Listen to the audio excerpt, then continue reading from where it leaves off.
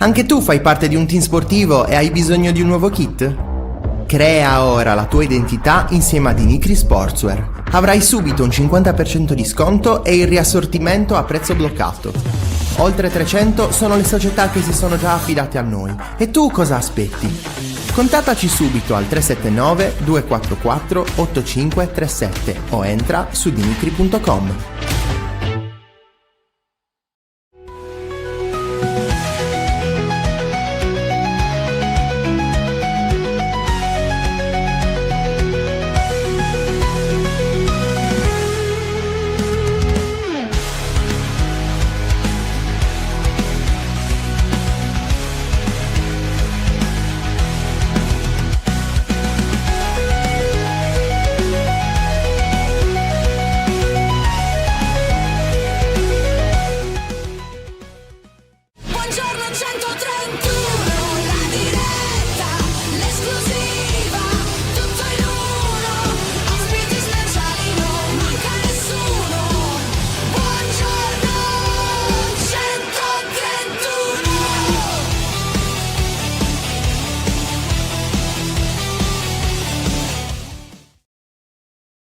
Buongiorno e ben trovati, nuovo appuntamento con Buongiorno 131, ultima puntata della settimana, oggi che è puntata 152. Buongiorno a tutti, mega scherzo a Luca Di Leonardo in occasione della puntata 152 di Buongiorno 131, buon giovedì, penultima settimana del ciclo normale di puntate. Non te l'aspettavi, Non te l'aspettavi, non te l'aspettavi. Tu devi stare sempre teso, Allerta. capito? Cioè, devi essere sempre allerta. Non ti puoi fidare mai di perché non mi ha situazione. risposto, capito? Non ti devi fidare mai, capito? Perché io ti organizzo questi scherzi non mi risponde, all'improvviso. sarà in ritardo sicuramente, Hai visto? E invece stavo studiando minuziosamente lo scherzo. Buongiorno a tutti. Buongiorno. Ecco, Sardo Loco, la domanda è meglio un Belotti oggi o un Chilixoi domani? So che Francesco non risponderà, ma tu Luca, solo Luca. No, Gianluca, da oggi è Gianluca, ci piace questa Gianluca Di Leonardo, quindi sarai GLDL. Salutiamo certo. Gianluca che invece dice saluti da Ciro Politto. Sì, esatto, una situazione simpatica, ecco, grande quella faccia. vissuta ieri. LDL libero. No? Sì, Ecco. Insomma, situazioni particolari. Ecco, c'è da dire che il Catanzaro è in finale contro il Monza, quindi bisognerà capire chi tra Monza e Catanzaro saliranno in Serie A. Hai una preferenza? Allora, diciamo così, il giornalista che in me preferirebbe il Catanzaro per andare a vedere un altro posto. L'imprenditore che in me, che è l'altra parte, che quindi conosce costi, durata, spudoratamente Monza, perché è una trasferta comoda, economiche non ce ne sono di trasferte, però è una delle meno costose, ecco, diciamo così, per cui... Quindi vedremo un po' come è andata e ritorno, ovviamente, prima in casa del Catanzaro, si che gioca sabato, prima a Catanzaro e poi Monza. domenica mi pare. E poi domenica e martedì mi pare, o mercoledì, o qualcosa del genere. Vedremo. Esatto. Vado io a Milano per rispondere a Nigiolas, ma siccome vedo che abbiamo già il primo ospite di oggi, sì, andiamo. Lo farei entrare con grande piacere. Abbiamo già avuto subito su questi schermi, come vuol dire, però insomma è ancora più bello vederti, caro Marcello Angheleddu, come stai? Buongiorno a tutti, abbastanza bene, dai. Ora che è finita la stagione, bene, di la verità.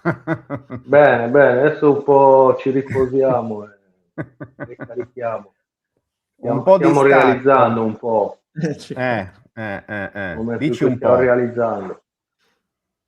E che dire, tutto bello, ancora tante belle sensazioni, tante belle... Stiamo assorbendo e metabolizzando questa bellissima emozione che abbiamo vissuto con i ragazzi, con lo staff, con la società, con i tifosi. Sono venuti in tanti, siamo portati dietro un paese, cosa molto bella. Era impensabile probabilmente, forse questo l'ha resa ancora più più bella, ha dato un sapore diverso. L'avete fatta apposta di andare a vincere la finale a Roma contro il Trastevere, perché era Sì, comoda, no? ho fatto fare una gita comoda. Esatto, esatto. Perché quello appunto Monastir che ha vinto come dicevamo, la finale playoff del girone contro il Trastevere, comunque a sorpresa, ma non per sminuire il vostro valore, quanto per vedere anche il Trastevere in stagione, per quanto poi il Trastevere sia una realtà oramai consolidata della Serie D e del girone G nello specifico, un budget insomma abbastanza importante, ecco, per allestire una squadra da primi posti. Infatti ha chiuso al secondo posto, però questo Monastir, la tua squadra è riuscita a essere veramente fino all'ultimo la sorpresa del girone G. Sì, sì, poi Trastevere c'è da dire, del vero, che non è una società che fa degli investimenti folli, ma è una società che programma, è una società che ha dato continuità in categoria, tant'è vero che poi è ripartita questa stagione con la conferma di Mister Bernardini, ha tenuto un'ossatura forte, diciamo che è una squadra che vive un po' nelle logiche dell'equilibrio, in più ha un settore giovanile importante, riesce a inserire dei giovani molto forti ogni stagione. Quest'anno il Trastevere ha preso, è classificata prima nella classifica giovani di valore sia al girone d'andata che al girone di ritorno, frutto anche del fatto che ha giocato un portiere 2008 molto, molto bravo, che è della Rocca. È stata una partita di calcio vera, perché loro hanno grandi qualità e noi Pure. devo dire che abbiamo dimostrato di essere di quel livello. Probabilmente ci siamo arrivati un po' meglio mentalmente, ma non per altro, perché siamo arrivati con quella leggerezza di chi sapeva di aver già fatto tanto e che è goduto solo il palcoscenico, e quindi tante volte quella spensieratezza ti porta anche a tentare giocate come quelle che abbiamo visto adesso all'inizio in cui è andata in onda un pochino le immagini della partita. Esatto, con Alessandro Aloia veramente on fire, perché io ho visto tutta la partita, quindi ho seguito dal primo fino all'ultimo momento. Quando si è sollevato in rovesciata ha detto cosa sto facendo? Cosa sto facendo? E purtroppo ha preso il palo, però poi si è rifatto alla grande col gol decisivo, molto bello, ennesimo gol importante e bello da parte di Alessandro Aloia in questa stagione, ricordiamolo, 20 gol in tutto, ma continuiamo a vedere anche tutte le altre vostre occasioni, perché 3 pali, questo è il primo, insomma avete davvero legittimato la vittoria in un campo non facile contro una squadra, come hai già detto tu, no? Sia un ottimo mix di giovani e di esperti, ma insomma Crescenzo, giusto per fare un nome su tutti, insomma, ma davvero giocatori, gli esperti, giocatori veramente che tante squadre di Serie D invidiano, e forse anche qualche squadra di Serie C. Durante questa partita, quando è che hai capito che ce l'avreste fatta? Allora, sinceramente non vorrei sembrare presuntuoso, ma sono arrivato alla partita anche con un velo di emozione, perché sapevo che avremmo vinto la partita. Per come ho visto i ragazzi in settimana ho imparato a conoscerli e mi davano segnali positivi. Poi, diciamo, il vincere o meno poi è determinato da diverse situazioni di gioco, da diversi episodi, però avevo la consapevolezza che avevamo raggiunto quella maturità per fare prestazioni. Più avevamo già giocato 2 volte contro il Trastevere, la prima abbiamo perso 4-1 e la seconda, mentre diciamo 2-0, siamo stati rimontati 2-2, e quelle 2 partite sono state poi la chiave, perché dagli errori commessi è passato poi questo percorso e diciamo siamo riusciti a correggere e a migliorare, quindi ero abbastanza consapevole che avremmo fatto bene. Ho visto i ragazzi con quell'energia strapositiva in settimana, avevo buone sensazioni. Poi durante la partita, penso al 6° minuto, o all'8° minuto, ha colpito il palo su rovesciata, di seguito abbiamo fatto gol, poi abbiamo preso un altro palo. Avevo quella sensazione che riuscivamo un po' a mandarli dove volevamo noi, e quindi diciamo che era non c'è stato un momento preciso, ma era una sensazione generale. Invece ti chiedo, qual è la sfida più grande che hai dovuto affrontare quest'anno? Proprio sia da allenatore, quindi magari dal punto di vista anche tecnico, e anche da gestore, perché comunque, insomma, sei al terzo anno in panchina, giusto? Quindi, insomma, una grande esperienza da calciatore, però da allenatore te la stai costruendo, te la stai ancora costruendo. Quindi, qual è stato secondo te anche la sfida più grande? Diciamo siamo andati per step. All'inizio noi abbiamo finito la stagione scorsa il 15 giugno, il 16 ci siamo messi al lavoro per capire quali fossero. Noi abbiamo avuto diversi problemi a livello societario, non c'è nulla da nascondere, soprattutto all'inizio, tutti legati a una gestione un po' particolare della scorsa stagione. Di conseguenza siamo usciti un po' con le ossa rotte sotto quel punto di vista, e la paura iniziale era quella di capire se potessimo essere all'altezza, e soprattutto la sfida più difficile all'inizio era convincere i giocatori a venire a Monastir, perché il primo anno che il Monastir faceva la Serie D si vociferava di un po' di problematiche a livello societario. Poi ci tengo a precisare e a sottolineare che la tenacia, la forza della famiglia Carboni ha inciso in maniera positiva, perché comunque hanno tenuto botta fino poi a quest'ultimo step, che è il passaggio alla nuova gestione con Mifuke. Però la sfida più difficile, per non discostarmi un po' dalla domanda, è stata quella all'inizio di convincere questi ragazzi a venire qua. Piano piano, ogni giorno, diciamo, è nata molto in maniera naturale questa coesione, questa forza di gruppo, e c'è stato anche un momento in cui avvertivo che magari qualcuno aspettava un po' il crollo anche del Monastir, forse un po' a livello societario, è stato un periodo critico, e quindi si pensava anche a livello sportivo. I ragazzi sono stati la chiave di questo bel percorso, perché sono loro che hanno trasmesso a noi staff più che noi a loro, questo glielo devo riconoscere, sono stati sempre uniti, sempre determinati, e hanno avuto quella bellissima coesione con la quale hanno trasmesso anche una visione. Sono stati dei bei sognatori, loro ci speravano, ci pensavano a questi traguardi, quindi poi li hanno portati in campo.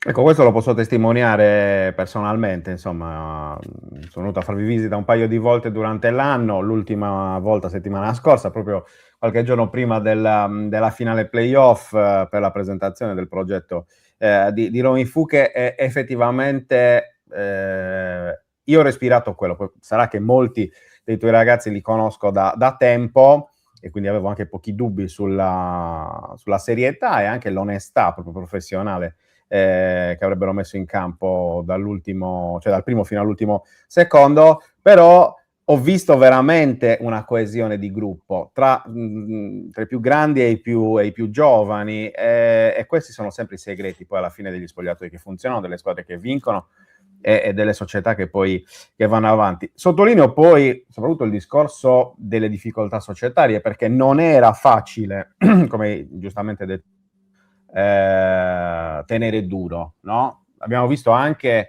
un altro esempio di spogliatoio sempre tra le squadre sarde che ha tenuto duro nonostante le difficoltà. Pensiamo ovviamente all'Olbia, lì però chiaramente i risultati sportivi poi hanno pagato, come se, no, nel calcio sardo ci fosse anche questa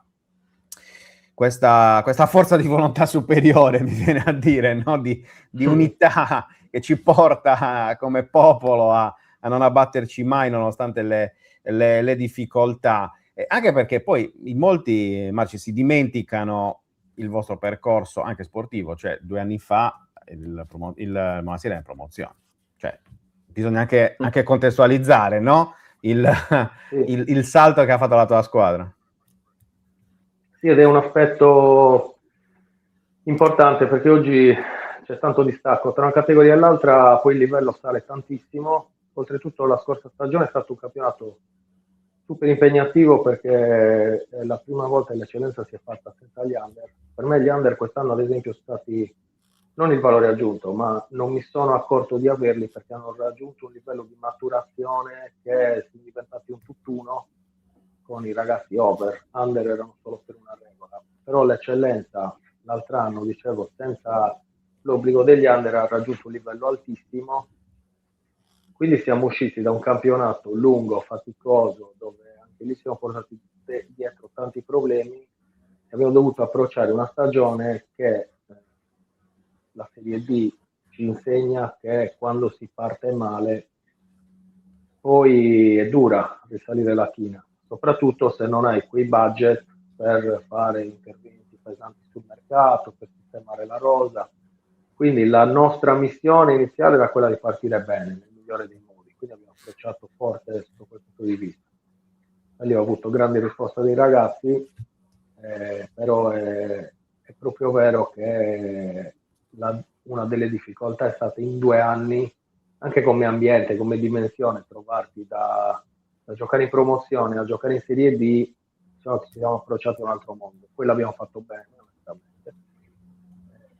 È una delle difficoltà forse che attraversiamo, squadre sarde, ma non solo, perché poi noi ci limitiamo alle squadre sarde, ma vedo che anche a livello nazionale, anche nella penisola, tante società poi fanno difficoltà a riscriversi nel campionato, a rispettare gli impegni a livello economico. Diciamo che dovremmo rendere un po' il calcio più sostenibile, fare un po' più di lavoro su valorizzazione giovani, su ricerca profili adatti al tipo di squadra e non solo su budget o spese folli. Certo. Luca? Io ti chiedo, mister, sul discorso relativo alla stagione, hai parlato prima delle 3 gare contro il Trastevere. La prima è andata, diciamo, male, 4-1, la seconda il pareggio, la terza la vittoria, che è più importante. Questo può anche spiegare lo step che ha avuto appunto il Monastir in stagione, cioè all'inizio chiaramente da neopromossa ti dovevi adattare alla categoria e poi via via ci si è adattati fino ad avere l'esplosione finale che magari è andata anche oltre le aspettative. Sì, per quanto mi riguarda questo è proprio lo specchio di quello che deve essere un percorso sportivo di un gruppo, perché ho avuto modo di parlare proprio col mister del Trastevere, che a fine partita ci ha fatto i complimenti e io penso e ho ricambiato dicendo noi non saremo, e anche grazie a voi che siamo diventati questi, perché se io non perdo 4-1 la partita d'andata e non mi rimonti 2-2 in campionato, io probabilmente non studio abbastanza per portare i ragazzi a fare questa prestazione. Lo stesso qualcosa è scattata nei ragazzi, perché dice una volta perdo, una volta mi rimontano, la terza devo andare forte, cercare di tirare fuori il massimo risultato ed è il percorso sportivo di base. Si passa dagli errori, si fa tesoro di quello che si è sbagliato e l'errore si prende come molla per poi andare verso l'alto. Quindi questa è stata la forza, secondo me, il concetto più forte che abbiamo cercato di trasmetterci noi all'interno come gruppo. E sulle aspettative? Qual era l'aspettativa inizio stagione? L'aspettativa iniziale era di partecipare in maniera dignitosa al campionato, perché no, lo dico con molta onestà, ma non perché voglio togliere valore ai ragazzi, perché quando mi dicono tante volte avete fatto un miracolo, mi sembra di diminuire il valore dei ragazzi che hanno dimostrato di essere da terzo posto e vittoria finale playoff, e questo se lo devono prendere tutto. Dico che era partecipare perché all'inizio della stagione penso che troppo spesso si puntano degli obiettivi che sono legati esclusivamente al risultato di campo o alla posizione in classifica. Invece, come dicevo prima, per renderci sostenibili forse dobbiamo iniziare a pensare a obiettivi che sono legati alla struttura della società, la struttura dello staff, la struttura dei giocatori e poi anche la crescita individuale di ogni giocatore, per rendere poi il tutto un po' più sostenibile. Questo penso, ma semplicemente perché ne stiamo vedendo troppe dove si fanno proclami a inizio stagione, poi vediamo che a dicembre le società non sono nella posizione in classifica che si era preventivati, si si stravolgono i piani, si cacciano i giocatori, si cambiano gli allenatori e quindi in poco tempo diciamo c'è questo disequilibrio che non fa bene al calcio. Vero. Fra? Sì, poi un'altra delle cose che ci si dimentica, Marcello, è il fatto che, per esempio, voi avete ceduto a stagione in corso quello che fino a quel momento era il vostro miglior giocatore per rendimento, no? Poi c'è stato chiaramente insomma, la grande crescita di Aloia e di altri, però parlo ovviamente di David Suazo Junior, cioè il figlio del grande David, che voi avete valorizzato sia l'anno scorso, soprattutto quest'anno l'avete messo un po' sotto gli occhi del calcio italiano, permettendogli di andare a provare un'esperienza nel professionismo, perché, ripeto, a voi a novembre, dicembre, se non ricordo il momento preciso, comunque prima dell'inverno, ecco, a novembre avete rinunciato a quello che era il vostro giocatore migliore per dargli la possibilità anche di andare a misurarsi nel calcio professionistico, e questo comunque non è una cosa banale, mi viene da dire, no? Soprattutto per una squadra neopromossa che deve cercare chiaramente di blindare la categoria quanto prima, in un calcio, cioè il passaggio tra il professionismo e il dilettantismo, in cui non puoi neanche lucrare da questo punto di vista, cioè sembrava quasi una harakiri, no? E invece ha dimostrato forse davvero anche uno dei valori che il presidente Carboni, nell'intervista che ci ha rilasciato settimana scorsa, ha sottolineato ancora di più, cioè la dimensione della famiglia, cioè il gruppo Monastir come veramente una grande famiglia, al di là della famiglia Carboni che lo ha dimostrato, no? Con padre e figli all'interno della società, proprio in generale di questo ambiente. Ecco, forse questo è stato il segreto, il vostro segreto. Sì, sulla situazione su Ardo, diciamo che è stata un'operazione alla quale tenevo tanto per un motivo, perché doveva essere anche uno stimolo e un segnale per gli altri ragazzi.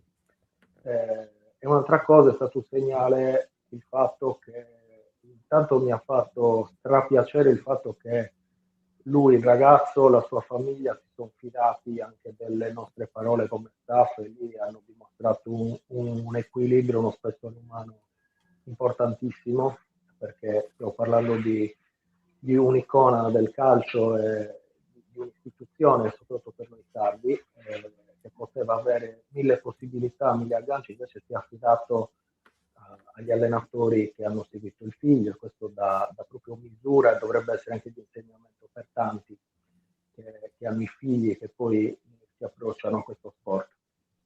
E dicevo, è stato un grande vantaggio anche nella gestione poi successiva dei ragazzi, perché dimostrare ai ragazzi che se fanno bene poi possono avere una chiamata in categoria superiore, noi siamo totalmente a disposizione per farli andare e non stare solo legati magari alla dinamica che può essere la nostra interna, il nostro risultato personale. Questa cosa è stata di stimolo per tutti gli altri e ne siamo molto felici. Assolutamente, stiamo vedendo anche le immagini appunto del profilo Instagram di David Junior, che io nel primo giro di quest'estate, quando sono venuto a trovare, in realtà l'autunno, quando sono venuto a trovarvi, aveva parlato anche lui con un accento meravigliosamente castellaio, nonostante esatto, è veramente, veramente meraviglioso. Auguriamo ovviamente una prosecuzione di carriera davvero importante. Domanda ovviamente su quello che abbiamo definito MVP anche della settimana, di questa settimana, l'MVP sardo, ovvero Alessandro Aloia.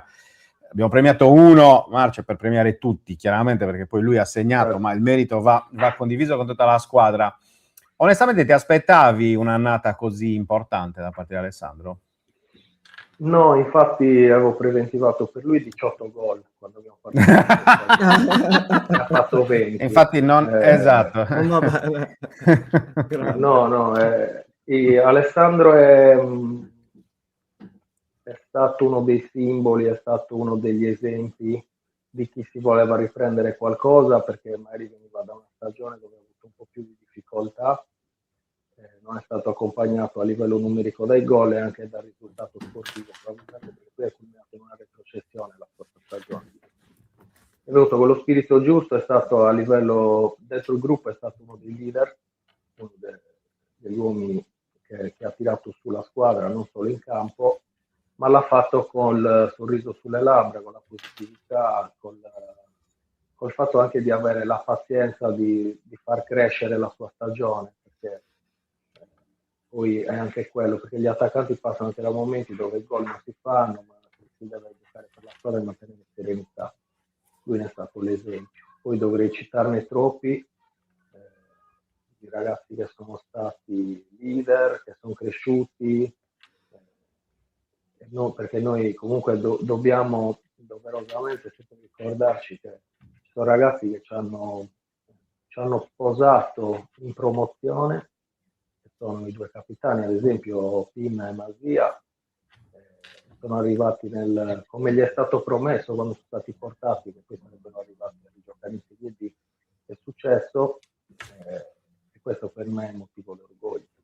E quindi dovrei citare troppi ragazzi che hanno fatto un percorso importante da MVP. Porru, che è un giocatore che è cresciuto tanto i primi 2 anni in carriera, che fa il difensore centrale, e oggi è un giocatore che in categoria viene ritenuto un giocatore di alto livello, e tutta questa crescita di questi ragazzi per noi è motivo di grande orgoglio.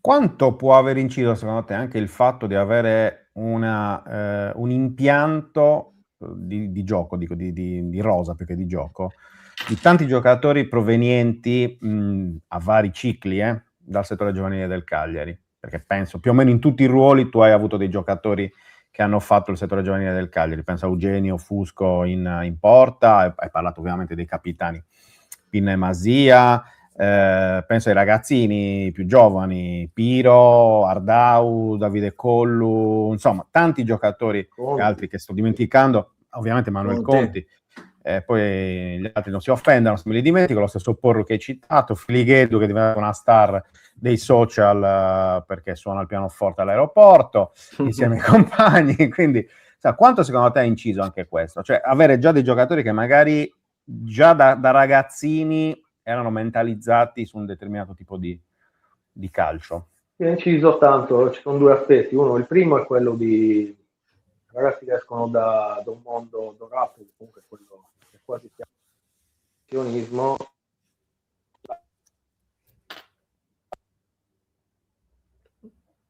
Non ti sentiamo. Comunque sia... No. Ok, adesso sì, ora sì. Ora sì. Sono tornato, ok. Sì. Dicevo, ci sono 2 aspetti. Il primo è quello di ragazzi che comunque sia hanno sfiorato il professionismo, l'hanno visto da vicino e magari escono da lì e hanno la possibilità attraverso questa categoria di andare a riprenderselo. L'altro ci ha dato una grande mano perché comunque sia escono appunto da un contesto professionistico e di conseguenza hanno una predisposizione al lavoro, un'educazione sportiva importante, quindi riesci a trovare ragazzi più rispondenti che lavorano in certi aspetti. Allo stesso modo c'è da sottolineare che da noi è anche esordito un ragazzo, ha esordito ma non solo esordito, si è anche espresso alla grande, un ragazzo che lo scorso anno faceva l'Under 17 regionale, che è Oscar Cocco, portiere 2008, ed è stato all'altezza, quindi secondo me dobbiamo avere anche la pazienza ogni tanto di andare anche a vedere qualcos'altro anche degli attori giovanili. Sicuramente non c'è da nascondere, il Cagliari è l'elite sotto questo punto di vista, appunto per il ruolo che riveste, è stato più facile pescare gli uscenti dal Cagliari. Ecco, anche su questo, spostiamoci un po' dal campo, perché appunto io c'ero alla presentazione del progetto di Romy Fuche, quindi la nuova proprietà, nuovo innesto in dirigenza.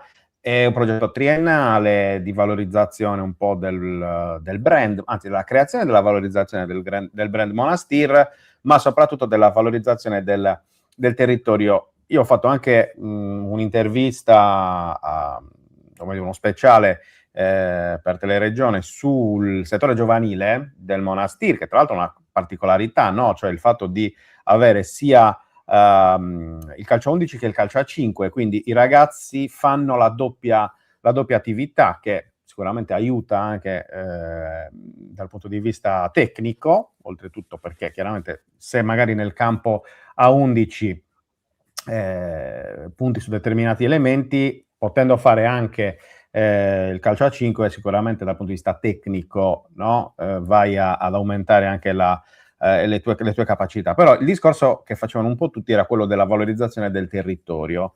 Ti chiedo, siccome tu hai girato tanto nella tua carriera da calciatore, quindi hai una immagine molto realistica di quello che è il mondo del calcio sardo. Monastir sta lì, no? Campidano, a 20 minuti da Cagliari, quarto d'ora, 20 minuti da Cagliari, può essere, no, la società di riferimento per tutta quella grande parte del Campidano, magari anche del medio Campidano, non solo un trampolino di lancio verso magari il professionismo, ma in generale, no, far sì da diventare collettore di tutta la zona, secondo te? Sì, può sicuramente esserlo per il ruolo che riveste in questo momento.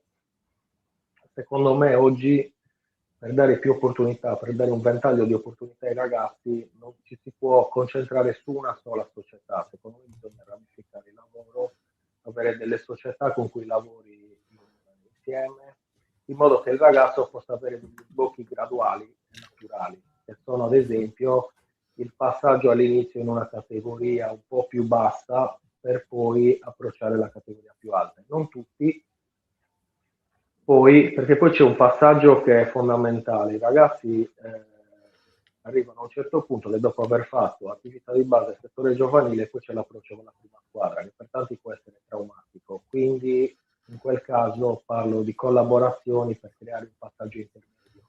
Perché non tutti i ragazzi a 17-18 anni, noi quest'anno abbiamo fatto esordire tanti ragazzi, solo uno del settore giovanile perché era quello più pronto, qualcun altro si è allenato con noi durante la stagione, non c'è stata possibilità per diversi motivi di farli esordire.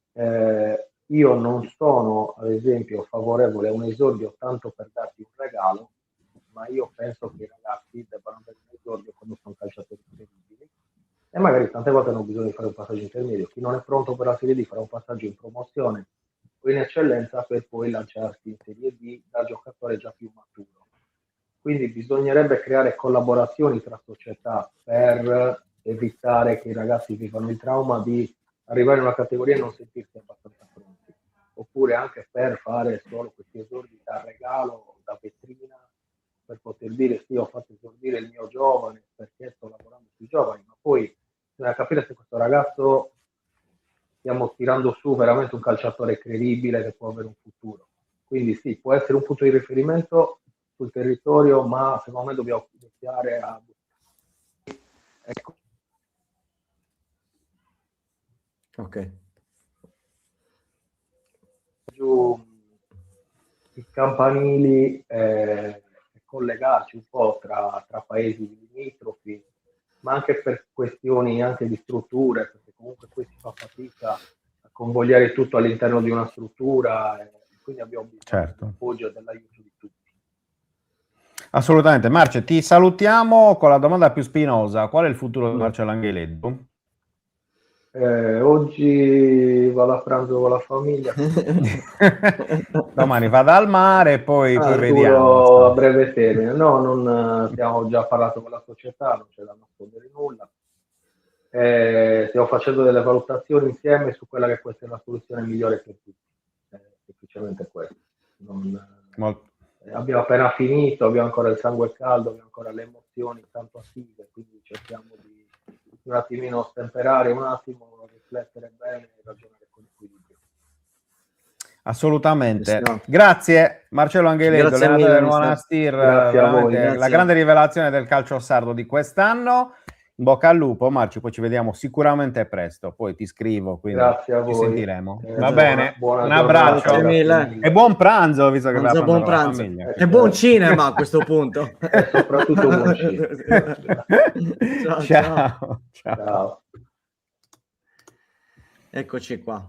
Allora, ringraziamo tanto Marcello Angheleddu, allenatore del Monastir. Abbiamo subito il secondo ospite, andiamo un po', ritorniamo sul discorso Serie A. Milan-Cagliari domenica alle 20:45, ultimo tango a San Siro. E allora facciamo entrare Lorenzo De Angelis. Ciao Lorenzo. Ciao, buongiorno a tutti. Collega di Milan News. E insomma, domenica, come dicevo, ultimo tango a San Siro. Il Cagliari è salvo, il Milan invece sta giocando la Champions. Mi pare che l'obiettivo del Milan, visto anche il ritiro, perché quello che un po' mi ha stupito è il fatto che il Milan rivada in ritiro, quasi voluto dai giocatori, ma questo poi magari ce lo dici tu, per trovare un po' quella tranquillità che forse nell'ultimo periodo, anzi anche senza forse, è un po' diminuita, e quindi si rischiava di perdere l'obiettivo principale che è appunto la Champions, Lorenzo.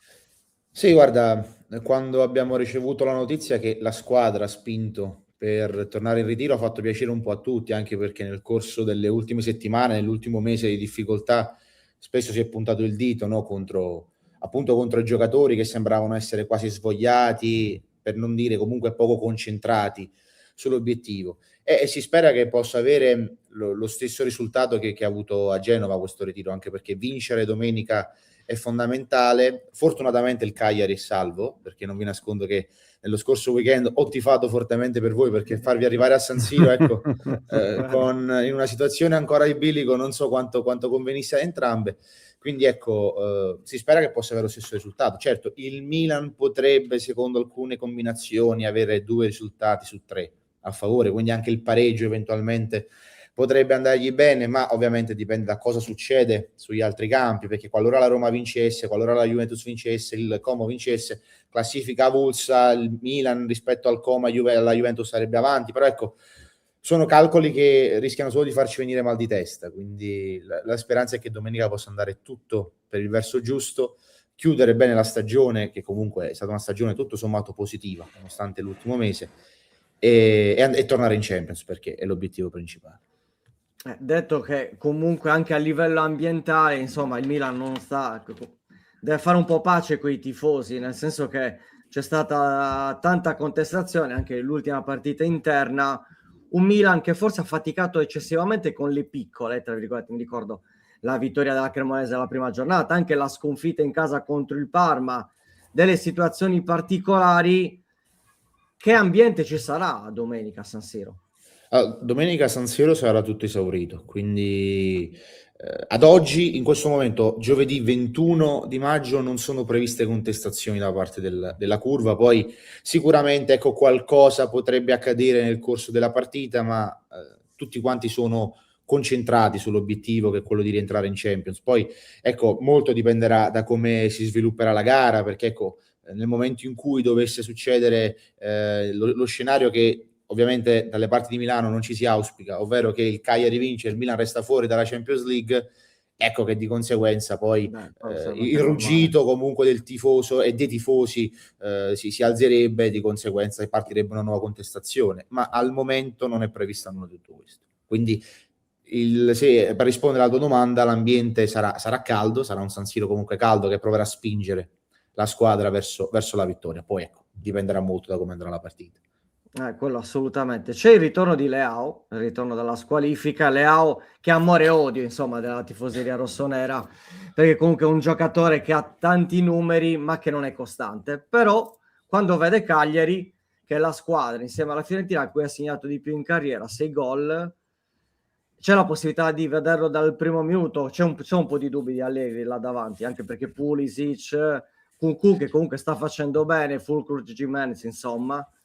Quale sarà secondo te la scelta in avanti? Io penso che domenica in realtà il mister punterà di nuovo sulla coppia di Genova, ovvero farà giocare Gimenez Nkunku. Leao oramai sfortunatamente, aggiungerei, è arrivato alla fine del suo ciclo rossonero, e dico sfortunatamente perché come detto giustamente anche tu all'inizio, è stato un rapporto di amore e odio dalla prima stagione. E il fatto che lui, dopo aver fatto quella stagione che portò lo scudetto al Milan e anche quella seguente dove fece benissimo, non è mai riuscito effettivamente a compiere quel salto di qualità definitivo che gli avrebbe permesso di entrare nell'elite del calcio europeo, ecco, fa dispiacere, e il rischio che domenica giochi ma giochi poco è altissimo. perché a Genova comunque Nkunku ha dato delle garanzie, Jimenez è sembrato in crescita, soprattutto di fiducia più che fisica, perché oramai il giocatore sta bene da qualche mese, e staremo a vedere. Ad oggi, se ti devo dare una coppia d'attacco probabile, ti do Nkunku Jimenez. Ok, perfetto. E su Modric invece che mi dici? Riesce a recuperare e sarà titolare? Sì, domenica sarà titolare e Modric comunque è un po' l'emblema del calcio, no? Sì. Un signorotto di 40 anni che si rompe lo zigomo neanche un mese fa, a un mondiale tra neanche un mese, l'ultimo della sua carriera con la sua Croazia, fa il possibile per recuperare e per stare al fianco della squadra. Cioè, è quasi emozionante parlare di un atteggiamento del genere, quando spesso comunque sfortunatamente, aggiungerei, si è un po' perso anche questo attaccamento alla maglia per la quale si gioca, giocatori che fingono anche infortuni alle volte per dare priorità alla nazionale. Ovviamente non punto il dito contro nessuno, non sto dicendo che determinati giocatori fanno questo, però spesso capita, no, che qualche volta succede qualcosa del genere perché c'è la testa al mondiale o all'europeo o alla Coppa America. Invece Modric, da professionista esemplare quale ha recuperato ancora prima del tempo che lo staff medico del Milan aveva previsto, perché comunque doveva Sì, si rientrare parlava di direttamente stagione finita, esatto. doveva rientrare per il mondiale e c'era il rischio che la prima partita del mondiale non la giocasse, quindi insomma è tutto un deal. Assolutamente. Fra? No, volevo chiedere più che altro sulla gestione del futuro in casa Milan, perché leggendo da fuori, no, quello che scrivono i principali quotidiani, sentendo le TV, ma soprattutto anche voi, insomma, i siti che si occupano di Milan, H24, anche meglio dei giornali, ma questa è la mia idea. Insomma, sul futuro c'è un enorme punto di domanda, no? Cioè che chiaramente la figura di Massimiliano Allegri ha costato ultimamente al Napoli, lo si vuole in nazionale, cioè come si riesce anche a chiudere una stagione faticosa come è stata quella di quest'anno, con questi dubbi, e soprattutto anche qual è la tua sensazione sul futuro? Cioè alla fine Allegri secondo te resterà, andrà via, soprattutto se raggiunge l'obiettivo? Cioè com'è un po' il polso del momento? Allora, la domanda è molto complicata perché effettivamente stiamo vivendo un momento particolare, perché io ti dico la verità, se il Milan avesse lottato fino all'ultima giornata per lo scudetto, oggi staremmo parlando di tutt'altro. Però con il calcio, nel calcio non si va come nella vita, non si va avanti con i se e con i ma. La situazione è delicata perché all'interno della società e dell'area sportiva c'è una scissione impressionante, perché è come se si fossero create delle fazioni, no? Allegri con Tare, Ibrahimovic con Moncada, Furlani contro tutti.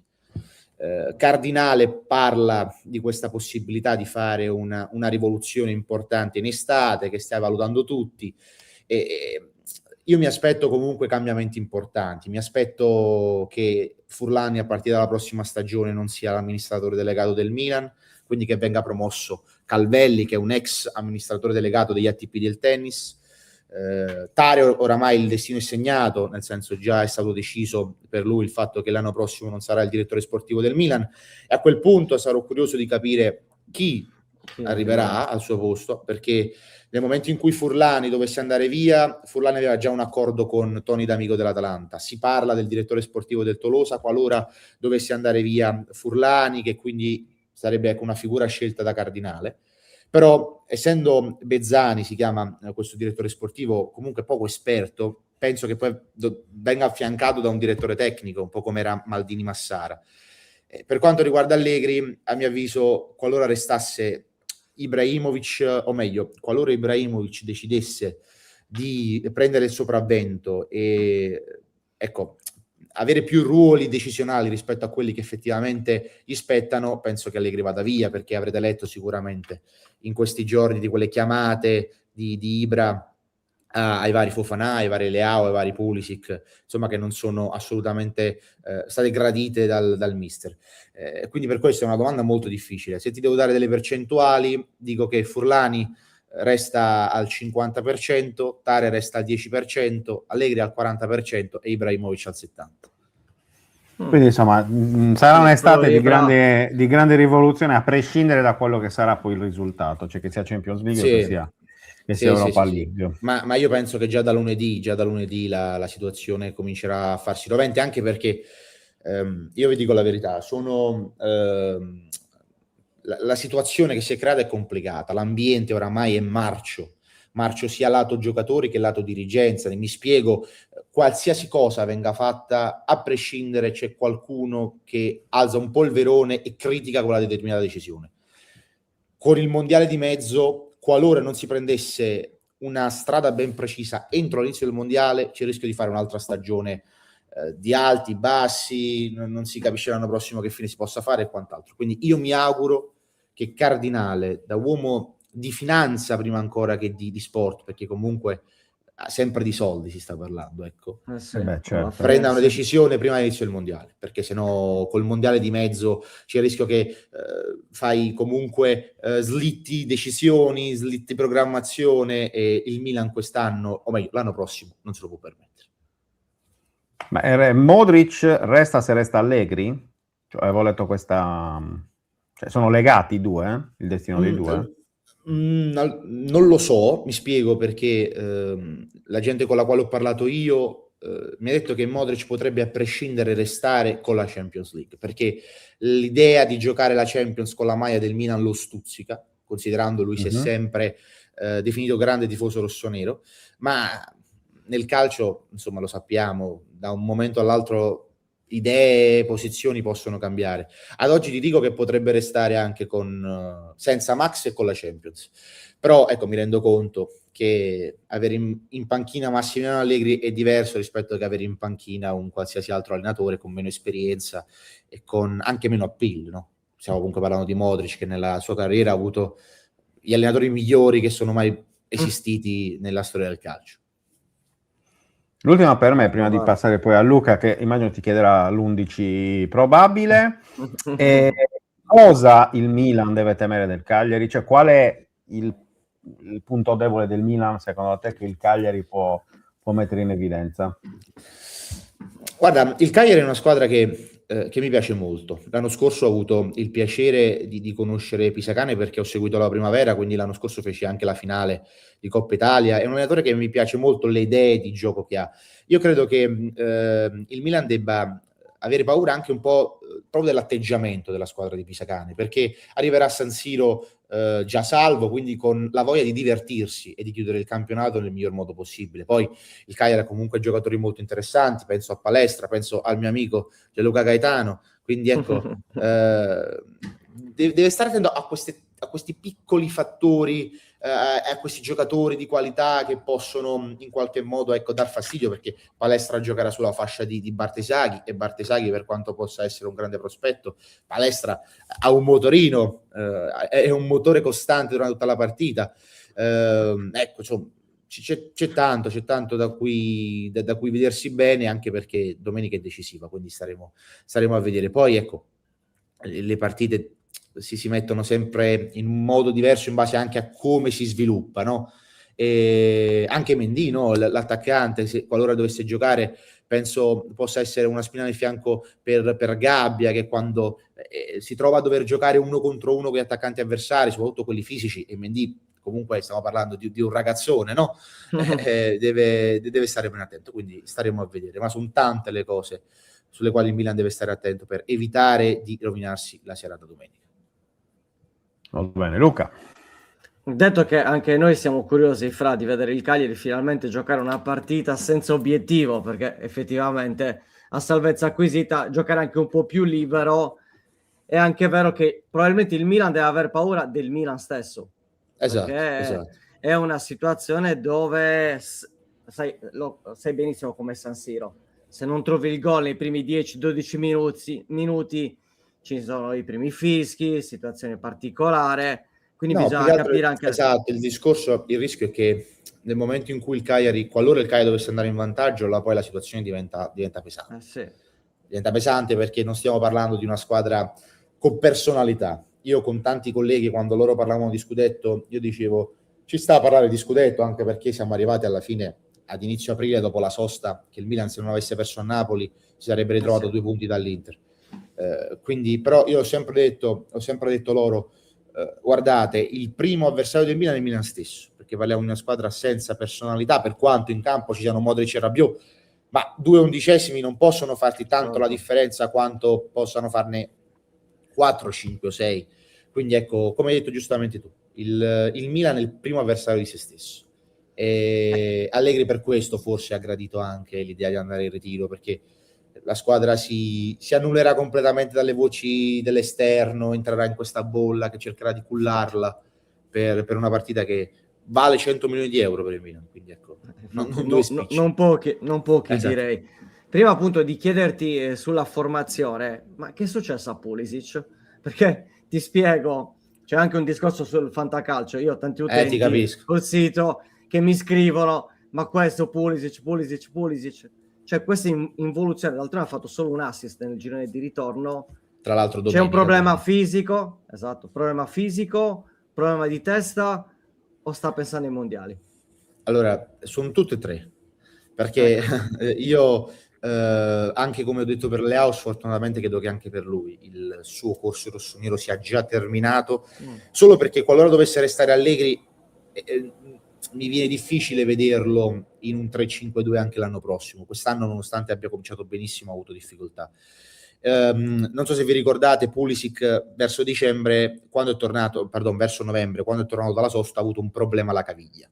Un problema alla caviglia che ha recuperato tramite il classico lavoro di fisioterapia, qualche infiltrazione, ma è un problema che persiste.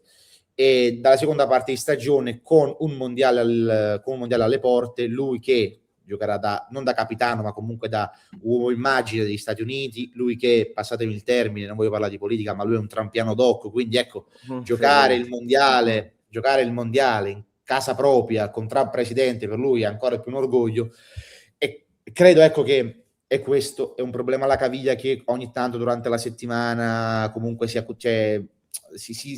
risentiva. Durante le partite tendeva a tirare un po' più indietro il piede per evitare, ecco, di avere uno rischiare un eventuale infortunio. Esatto, quindi penso sia questo. Anche già domenica, no, la scena emblematica è l'assist che fa da Tecame, lui ci mette il piede, allunga la punta, ma quando vede il difensore del Genoa che sta per entrare, lui subito la tira dietro come se gli stessero per entrare a piede a martello, rischiando di spezzare la carriera. Mi dispiace, perché io penso che sia uno dei giocatori più forti che c'è in Italia, ma che c'è soprattutto nel Milan. Però mi rendo anche conto che se nel corso della sua carriera un giocatore che è stato pagato milioni e milioni dal Chelsea non è mai riuscito a fare anche lui quel salto di qualità, un motivo ci sarà. E penso che il fatto che nella sua carriera la testa spesso e volentieri non l'ha mai appoggiato è un motivo, insomma. È vero, è verissimo da questo punto di vista. Vado a chiederti l'11 probabile, perché comunque siamo oggi a giovedì, mancano ancora 3 giorni, ci sono soprattutto dubbi in attacco, ecco, anche se tu non hai tanti dubbi. Io non ho tanti dubbi personalmente, perché anche post Genova il mister parlò molto bene di Jimenez e Nkunku, però ecco, il probabile 11 dovrebbe essere il titolare di sempre, ovvero Magnan tra i pali, con Pavlovic, Gabbia e probabilmente un ballottaggio De Winter Tomori, in base anche al mister chi potrebbe preferire per fronteggiare poi ovviamente l'attacco del Cagliari su chi giocherà su quella fascia, perché inevitabilmente se c'è un giocatore più veloce schiera Tomori, se c'è un giocatore più fisico opterà per De Winter. Il centrocampo a 5 sarà composto da Saelemaekers, penso, anche se Tecame non ha fatto male. Infatti c'è questo ballottaggio. Sì, quindi lo metterei come ballottaggio, però penso ecco che con il ritorno di Saelemaekers il mister punti sul belga. Fofana, Modric, Rabiot, Bartesaghi a sinistra, e come ti ho detto l'attacco per me sarà Nkunku, Jimenez, anche se ecco un Leao titolare eventualmente non mi meraviglierebbe, però ad oggi credo che squadra che vince non si cambia, si dice, no? E visto che domenica bisogna vincere a tutti i costi, il mister potrebbe optare per questa soluzione. E conoscendo un po' anche Allegri, magari anche lui si è fatto questo discorso, squadra che vince non si cambia. Esattamente. Assolutamente. Lorenzo, ti ringraziamo ovviamente del tuo spazio, salutiamo anche tutta la redazione di Milan News, saluta Manuel, ok, che mi ha girato il tuo contatto, assolutamente, e poi ci sentiamo questi giorni per avere un po' le ultime news, e in bocca al lupo ovviamente per Va bene, grazie mille torneo di ragazzi. Ciao campionato. ragazzi. Grazie Ciao mille, Ciao ragazzi. Lorenzo, buon lavoro. No, Ciao. Altrettanto, ciao ragazzi, ciao. Grazie, ciao. Eccoci qua. Perfetto. Abbiamo in attesa, perché oggi abbiamo il terzo Ciao. ospite. Ciao. Ciao. Ciao. Fai ridere perché dici ciao. Ciao. Tagli la O. Ciao. Ciao. Manca solo il ciao così con la mano. Ma lo so perché lo fai per sentirti giovane, per sentirti più... Io sono giovane. Come diceva ieri Vittorio Sanna, no? Cioè, tu fai di questo il tuo marchio di fabbrica. Cioè noi vecchi dobbiamo sentirci giovani sempre. Esatto. Cioè, sentirsi giovani. L'importante è non sentirseli. Comunque lo sai che oggi la tua connessione è un po' bazzica? Vero? Me ne sono accorto anch'io. Non so che dirti. No, non tantissimo, però non ti ho voluto fermare perché proprio lagga quel mezzo secondo, però qualcosa c'è.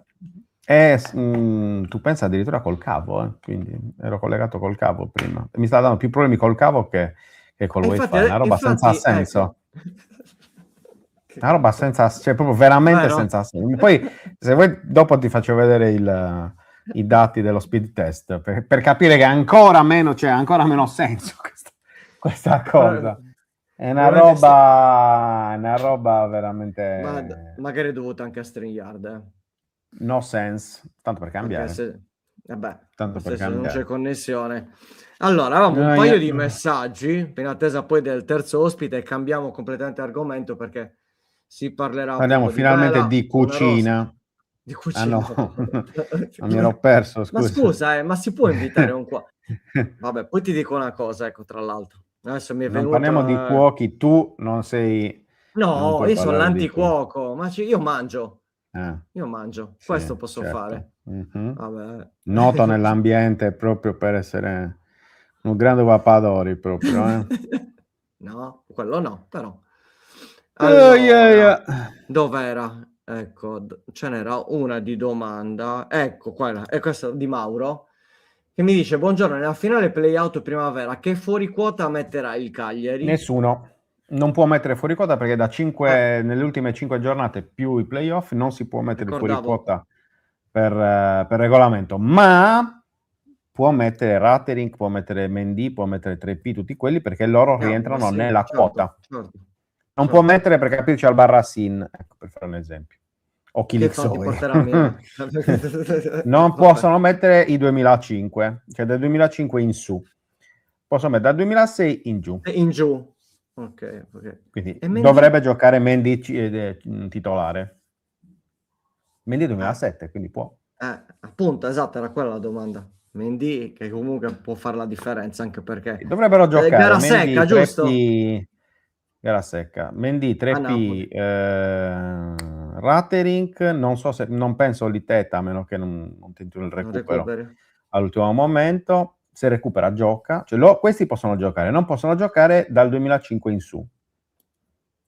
Ok. Quindi non è che dice convoco palestra, mando palestra no, non lo può fare. Okay, tanto per giocano palestra, Chilixoi, esatto, non possono giocare loro perché sono 2005 e il regolamento prevede, adesso non mi ricordo se le ultime 5 sicuro, ma forse addirittura le ultime 7. Dovrei andare a controllare. Comunque non possono giocare. Giustamente, perché se no si va a cambiare un po' le carte in tavola, a falsare tutto. Sì, anche perché il Cagliari ne ha sicuramente di più rispetto al Napoli. Esatto. Il Napoli a livello giovanile, insomma, non... Esatto. Ma lo facciamo entrare Paolo Mastino? Ma lo facciamo entrare a Paolo Mastino? Perché oggi, ricordiamo, inizia eccolo qua, la fase di America's Cup, no? a Cagliari, con regate, eventi e quant'altro. E Paolo, buongiorno, intanto ben trovato. Ciao a tutti, buongiorno. Ok, ci sentiamo alla grande. Diciamo, Paolo si è portato avanti, no, negli scorsi mesi, nelle scorse settimane, realizzando questo bel podcast, una produzione della TGR Sardegna. Adesso mettiamo anche le immagini, visto che ce le abbiamo. Eccolo qua. Luna Rossa, storie di mare e di uomini, 4 puntate, giusto Paolo? Presentacelo, Sì, presentacelo esatto. un po'. Sì, esatto. Sono 4 puntate, è un podcast originale Rai Play Sound che è fatto, insomma, non solo per l'immediato, cioè non solo per le regate preliminari, ma è fatto per durare per almeno, direi, 1 anno e mezzo, cioè arrivare, diciamo così, fino alle regate vere e proprie, che sono quelle dell'America's Cup di Napoli del 2027. Nasce dentro Luna Rossa che, come sapete, no, nelle regate ci sono questi team, però poi i team rappresentano le nazioni, quindi Luna Rossa rappresenta l'Italia, insomma la nostra storia di velisti sarà rappresentata da Luna Rossa, sia qui a Cagliari, con le regate che inizieranno oggi, sia ovviamente in quelle di Napoli. Allora, come sapete, la Rai ha acquisito i diritti, tutte le regate saranno trasmesse in chiaro, queste qui saranno trasmesse su Rai 3, queste di Cagliari. E allora abbiamo pensato di approfondire un po' entrando dentro il team di Luna Rossa, cercando di capire come funziona, perché è una cosa, questo l'ho valutato io una volta che sono entrato lì, è una cosa diversa da tutte le altre, cioè una squadra di calcio è una squadra di calcio, si occupa di ottenere risultati sportivi con i suoi calciatori.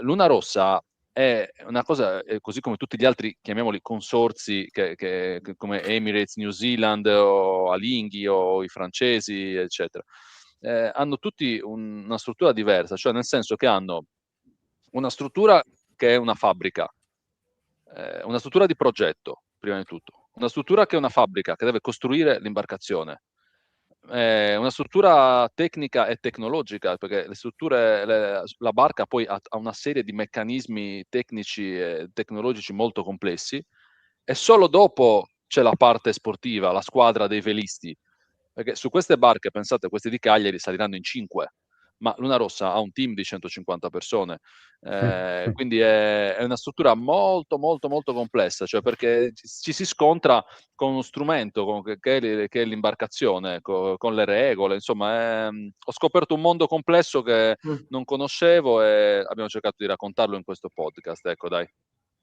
Tra l'altro Paolo, sfrutto questa foto perché alle tue spalle, Sì. nella foto, c'è una delle, forse non so se è la prima, comunque una delle prime imbarcazioni di Luna Rossa nell'America's Cup, e guardare quella foto e pensare com'è cambiato ora a livello, no, sia di forma che di proprio di aerodinamica, Completamente. direi proprio di logica, no?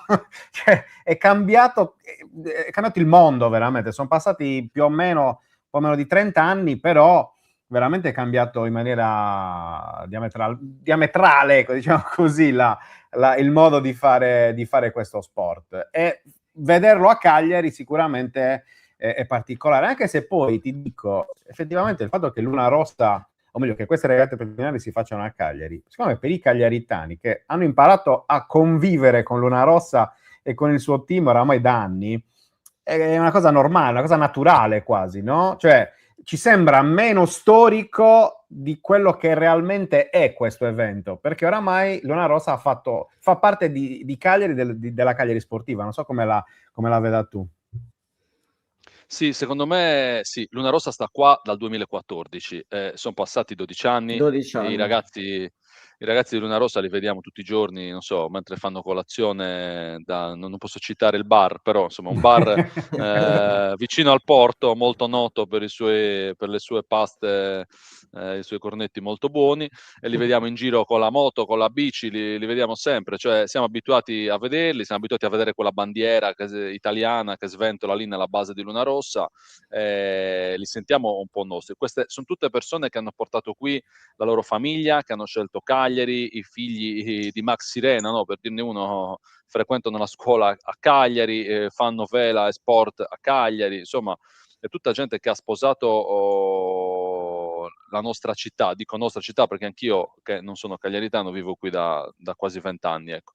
E quindi siamo un po' abituati. Secondo me ci aiuterà a capire meglio la portata di questo evento, un po' le varie manifestazioni. Stasera ci sarà l'inaugurazione, la sfilata in centro di tutti i team che dal bastione andranno fino al porto, e poi domani con le prime regate. Ci aiuteranno secondo me anche le immagini televisive. Adesso lo dico non perché io lavoro per la Rai, ma solo perché ho un cugino che fa il pilota di uno dei 3 elicotteri che racconteranno con le immagini le regate. Ovviamente sono regate che si svolgono a 1,5 miglia o 2 miglia dalla costa. Le barche sono velocissime, non è facilissimo capire da terra cosa sta succedendo. Ci sarà questa gigantesca fan zone al Lazzaretto, dove immagino io ci saranno qualche migliaio di persone che guarda lì, perché quello è il punto più vicino in assoluto alle regate. Poi il vento potrebbe anche cambiare tutto, eccetera, però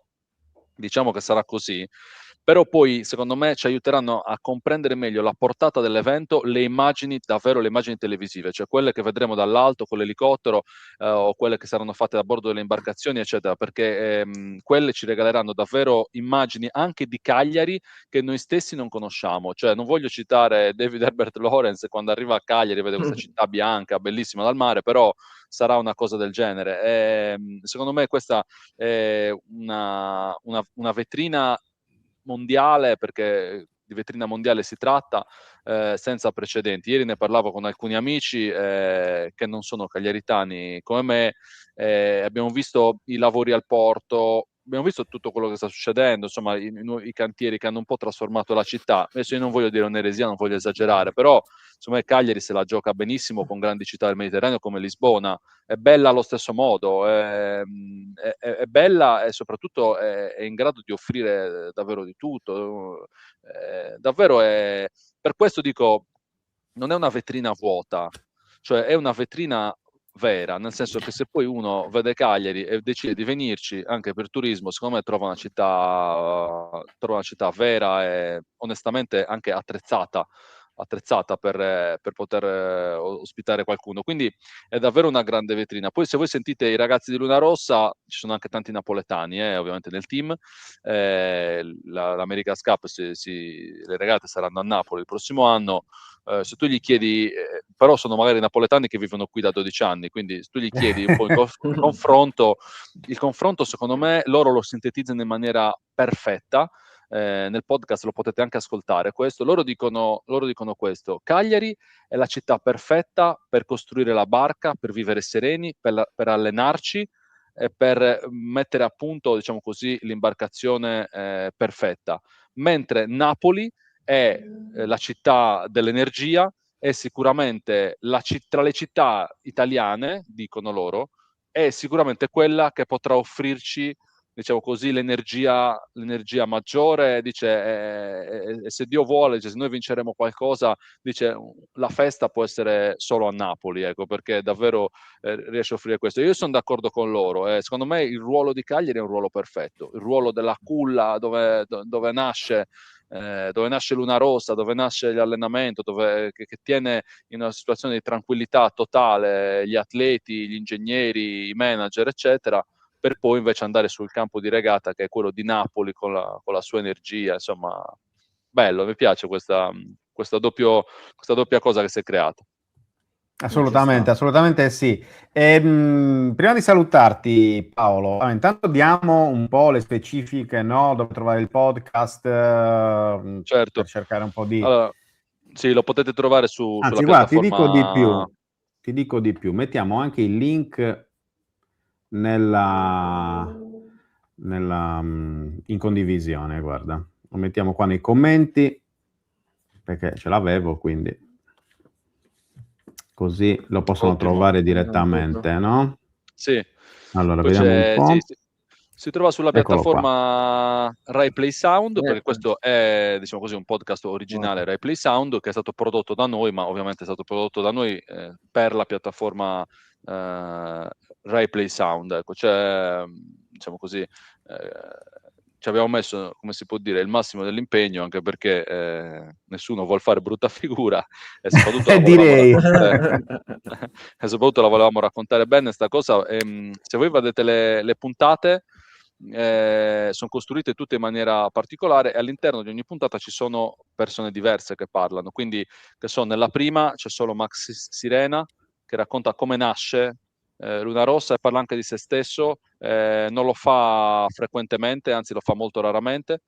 Nella seconda si parla un po' del mare. Ci sono i due migliori velisti, secondo me, di Luna Rossa.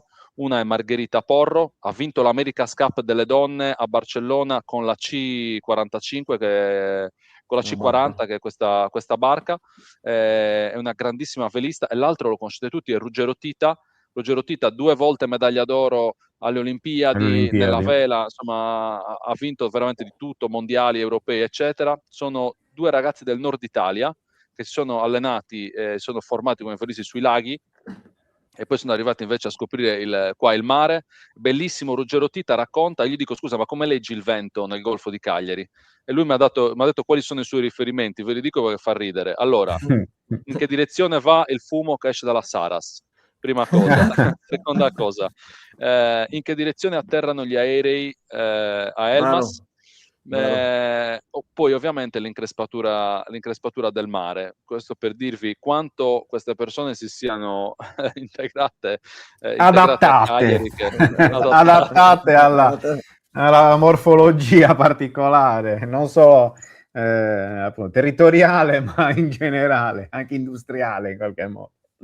Esatto. Poi nella terza puntata, le altre 2 puntate, la terza e la quarta, sono state curate ovviamente da me, ma sono state poi portate a termine e costruite da Ottavio Pirelli, il collega qui della Rai.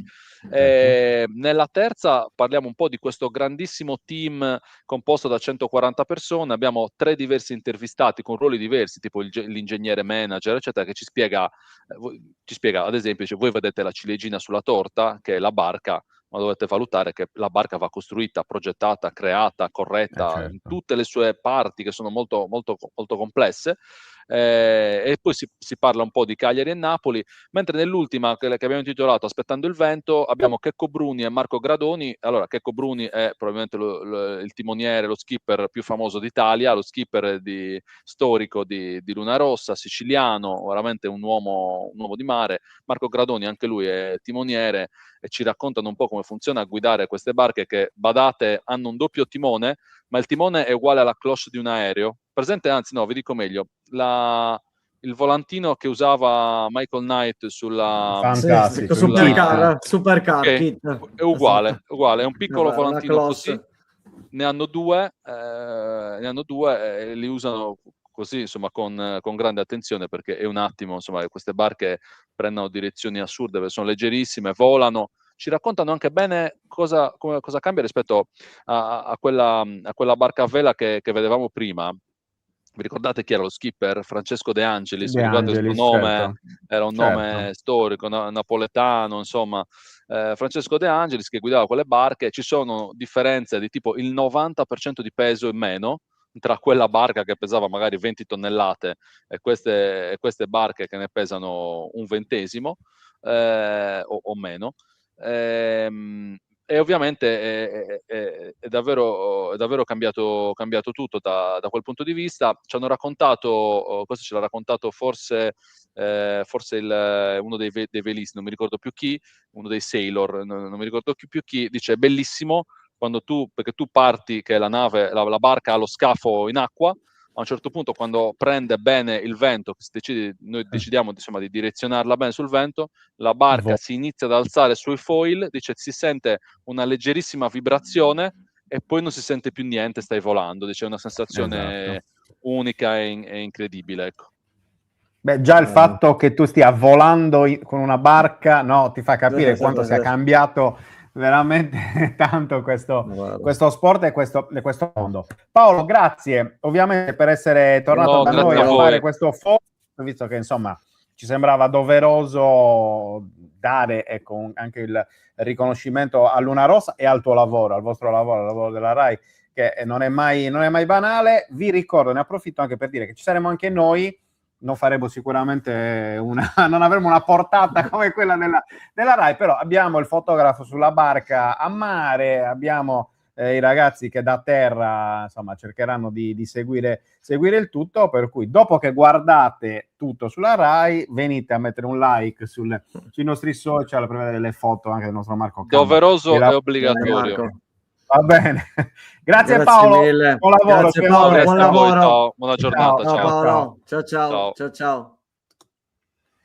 E ringraziamo tanto Molto Paolo bene. Mastino, insomma, ce l'abbiamo fatta. Era giusto e doveroso Certo, non fare, scherzi. perché questo è il caffè dello sport sardo e siccome questo è un evento di portata mondiale che si tiene in Sardegna, tutti i lo specifico a carattrezzi Cagliari, sopra esatto, via poi le Luca che macchine. abita in zona è la Io ho chiuso felicità, tutto, l'uomo più felice del Ci sono mondo, l'uomo più elicotteri da felice del stamattina. mondo.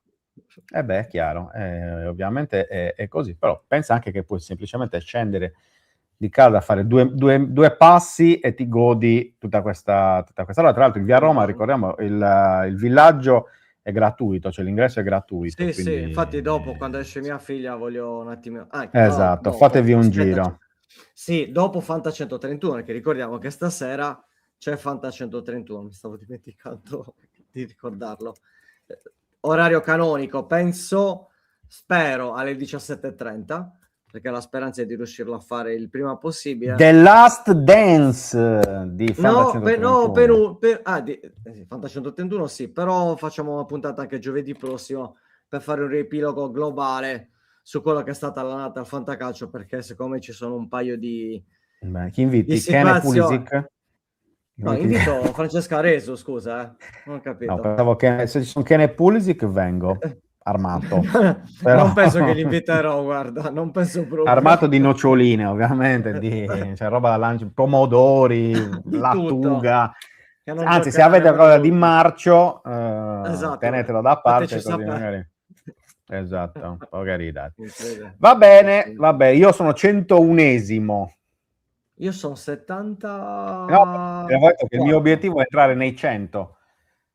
Cioè, per chiudere in maniera dignitosa questa stagione, entrare nei primi 100 della classifica. Spero di riuscirci, sinceramente, perché insomma... 68. Bella. Insomma. La tua età più o meno, un mese più, un mese meno, quindi ci siamo. Ci sta. Va bene, ragazzi. Esatto. Ragazzi, grazie, ovviamente. Grazie a tutti. Visto che poi stiamo facendo il nome del bar di cui parlava Paolo Mastino, non lo possiamo dire, ma lo trovate sul profilo Colazioni Top Cagliari, tenuto e curato dal mitologico Matteo Tidili, che ovviamente salutiamo. Dicevo, buongiorno 131, ci vediamo lunedì per l'ultima settimana di Buongiorno 131 in questa formula, poi vedremo tra giugno, luglio e agosto, insomma, un po' come andare avanti. Però ecco, diciamo, questa formula istituzionale così si chiuderà giovedì 28 maggio. 28, esatto. E niente, quindi insomma, vivremo l'ultima settimana appunto che inizia lunedì. Per quanto riguarda le dirette, quindi hai ricordato di Fanta 131 per stasera, mentre il weekend chiaramente racconteremo Milan-Cagliari, quindi con vigilia sabato sera e poi preparate post partita domenica da San Siro, da cui ci sarò io. Nostro francese, esatto. Aprire e chiudere le trasferte le ho aperte e chiuso io, così in questo modo. Ho aperto a Napoli e chiudo a San Siro. Mi auguro che ci sia la prima vittoria della stagione, visto che sono l'unico che non ha visto vittorie tra quelli che sono andati in trasferta, tra te e Roberto, perché Roberto ha visto Lecce, tu hai visto Torino e Firenze, e quindi mi auguro. A me le trasferte più difficili ovviamente sono toccate, però vabbè, questo è un altro discorso. Va bene, ragazzi. Grazie a tutti. Ci sentiamo. Ragazzi. Ciao. Ci sentiamo prossima settimana, buongiorno 131 e mi raccomando, seguiteci in questo weekend che è bello caliente. Va bene? Grazie a tutti. Ciao ragazzi. Hola. E sigla. Ciao.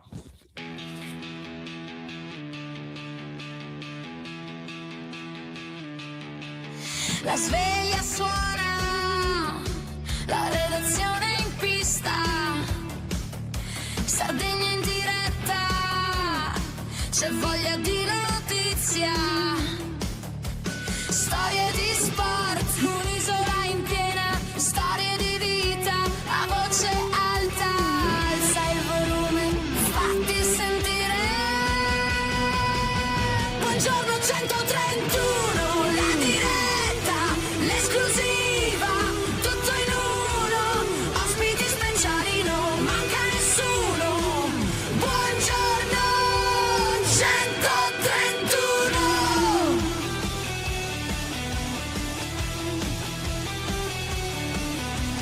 Storie di sport, storie da raccontare, tra il campo e il mare c'è tanto da dire. Alza il volume, fatti sentire. Buongiorno 131, la diretta, l'esclusiva, tutto in uno. Ospiti speciali, non manca nessuno. Buongiorno 131.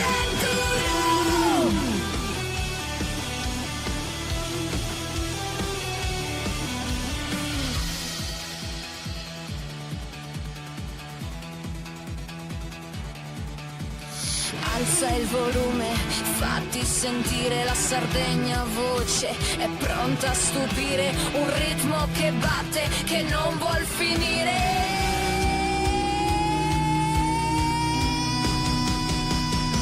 Buongiorno 131, la diretta, l'esclusiva, tutto in uno, ospiti speciali, non manca nessuno. Buongiorno 131.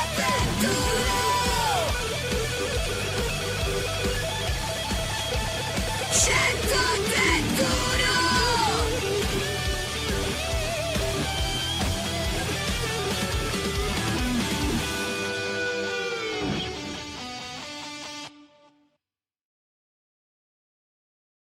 Anche tu fai parte di un team sportivo e hai bisogno di un nuovo kit? Crea ora la tua identità insieme a Dinicri Sportswear. Avrai subito un 50% di sconto e il riassortimento a prezzo bloccato. Oltre 300 sono le società che si sono già affidate a noi. E tu cosa aspetti? Contattaci subito al 379 244 8537 o entra su dinicri.com.